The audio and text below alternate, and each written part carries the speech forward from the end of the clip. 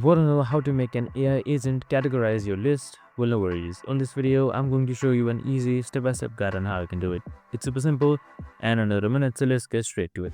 Now, first things first, just simply open up your AI agent website. Just simply head towards agentgpt.revoke.ai and you should be right here. And once you're here you should be seeing your AgentGPT name right here. Just looks like that, and then just simply name it anything. I'm just going to name this lister.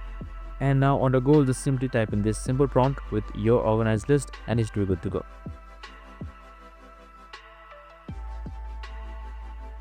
Now once you've selected that, here you can just simply select a run right here, and once you've selected run, you should successfully be able to run the agent and it should create you one. And that's it, super simple and easy. I hope this video helped.